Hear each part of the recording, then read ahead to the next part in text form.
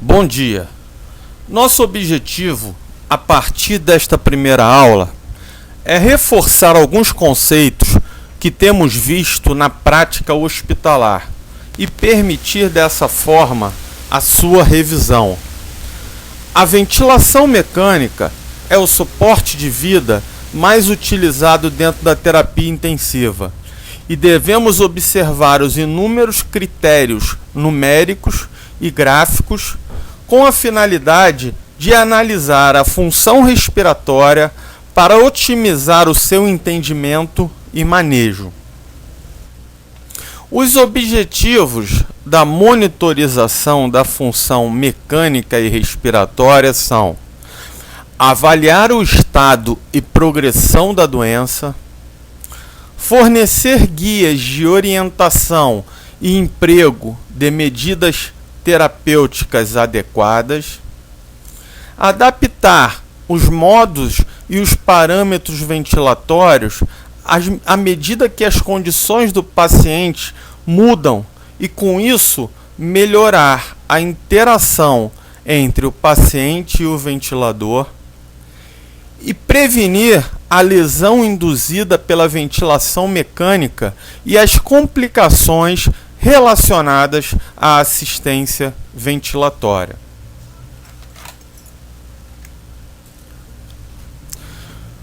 O ciclo ventilatório em um paciente sob ventilação mecânica pode ser dividido em 4 fases. A fase inspiratória, que é a fase que corresponde ao momento que o ventilador mecânico realiza a insuflação pulmonar, vencendo as propriedades elásticas e resistivas do sistema respiratório. Ao final da insuflação pulmonar, uma pausa inspiratória pode ser utilizada para prolongar, de acordo com as necessidades clínicas do paciente, e isso gerar uma melhora na troca gasosa. A fase 2, que é a fase de mudança, também conhecida como ciclagem, é o momento onde o ventilador interrompe a fase inspiratória, é o momento de transição entre a fase inspiratória e a fase expiratória. Existem 4 modos de ciclagem: a ciclagem a pressão, a fluxo, a tempo e a volume. A terceira fase é a fase expiratória. Corresponde ao fechamento da válvula inspiratória e a abertura da válvula expiratória do ventilador, permitindo o esvaziamento pulmonar, sendo que a força motriz para esta ação é a própria pressão que os gases exercem no interior do pulmão, o que gera uma exalação passiva. E a última fase é a fase de mudança da inspiração para a expiração, também conhecida como disparo. Esta fase, ela compreende o final da expiração com o fechamento da válvula expiratória e a abertura da válvula inspiratória, esse momento conhecido como disparo. Esta transição, ela pode ser feita pelo ventilador ou pelo paciente, permitindo o início de uma nova fase inspiratória. O disparo, ele pode ser a tempo, a pressão ou a fluxo. Medidas acuradas de pressão, volume ou tempo, assim como o cálculo de propriedades fisiológicas básicas, como por exemplo as variáveis resistência, complacência e trabalho respiratório, permitem a nossa melhor compreensão sobre as condições do paciente e, consequentemente, um manejo ventilatório mais adequado.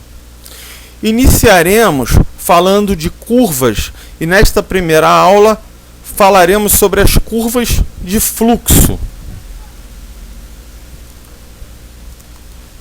As curvas de fluxo normalmente são medidas através da representação gráfica de fluxo versus tempo ou fluxo versus volume. O fluxo da via aérea é medido através de um pneumotacógrafo que pode ser localizado na via aérea proximal, no Y, ou no braço expiratório do circuito do ventilador, como vemos aqui no slide. A curva de fluxo em ventilação mecânica, ela pode ocorrer através de várias formas, sendo o padrão que a forma de onda seja quadrada, que seja uma curva de fluxo constante, embora outros padrões de curva possam ser programados também no ventilador. Na ventilação com pressão controlada, o perfil de curva de fluxo inspiratório é variável e é influenciado diretamente pela impedância do sistema respiratório, diferentemente da ventilação com volume controlado, onde o fluxo é constante. A curva de fluxo na ventilação por pressão controlada é no formato desacelerado. Porém, nas patologias onde ocorre limitação do fluxo inspiratório, ocorre um processo de desaceleração mais lento, fazendo com que essa curva se assemelhe à curva de fluxo constante ou onda quadrada. A curva de fluxo, ela permite determinar o momento exato do início da inspiração, onde o fluxo se torna positivo acima da linha de base. Então, toda vez que temos uma curva de fluxo positiva, significa que houve início da fase inspiratória. A curva de fluxo, ela permite a avaliação do exato momento que se inicia a inspiração, sendo esse processo sempre positivo para cima da linha de base, e a expiração analisada sempre com uma inflexão negativa abaixo da linha de base. Além disso, a curva de fluxo ela ainda revela de maneira acurada a fração de tempo, tanto inspiratório quanto expiratório, permitindo que façamos uma relação entre o tempo inspiratório e o tempo total da respiração, a relação TI-TTOT. Aqui analisamos uma curva de fluxo-tempo com o paciente sobre ventilação espontânea. Observe que a curva de fluxo ela tem um formato na fase inspiratória mais arredondada, seguindo o padrão de curva de fluxo senoidal.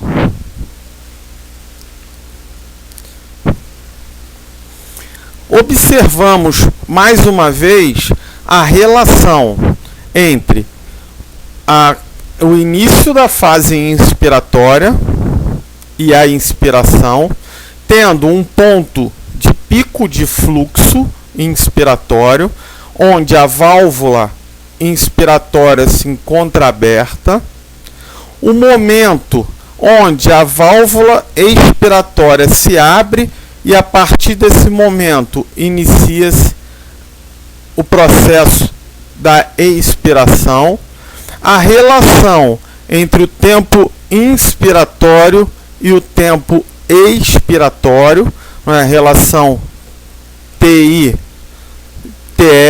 formando o T-TOT, e normalmente avaliamos esse processo dividindo 60 pela frequência respiratória, e a partir daí podemos fazer a relação inspiração e expiração, que nesse caso podemos observar que ela é de 1 para o dobro do tempo para expirar. A relação então ela é de 1 para 2. Outro dado importante em relação à avaliação da curva fluxo-tempo é quando o fluxo ele permite se manter negativo ao início da próxima expiração. Observe no gráfico que a expiração ela deve terminar na linha de base antes do início de outro ciclo inspiratório. Outro fator que podemos analisar na curva de fluxo-tempo é quando eu tenho o paciente obstrutivo, onde a diminuição da inflexão negativa na expiração, com um retorno lento em toda a fase expiratória. Veja o normal e veja o anormal. Quando eu tenho uma expiração ativa, eu tenho uma inflexão maior negativa e um retorno rápido para a linha de base. Errei, hein? Apareceu um negócio aqui. E um retorno rápido à linha de base. E a última, porém não menos importante, seria a avaliação de auto-PIP, de aprisionamento de ar. Observe a fase inspiratória, a expiração normal, voltando à linha de base. Quando eu tenho essa curva que não retorna à linha de base antes do início da fase inspiratória, significa que está acontecendo o aprisionamento de ar e, com isso, suas consequências, tanto no disparo do ventilador, aumentando o esforço respiratório do doente, quanto as repercussões hemodinâmicas. Uma resposta ao uso de broncodilatador também pode ser visualizado pela curva de fluxo-tempo, analisando que quando o paciente está obstrutivo, eu tenho um tempo expiratório mais longo e um pico de fluxo expiratório menor. E pós o uso do broncodilatador, eu tenho um aumento de pico de fluxo expiratório e normalmente com encurtamento de tempo. Obrigado pela atenção.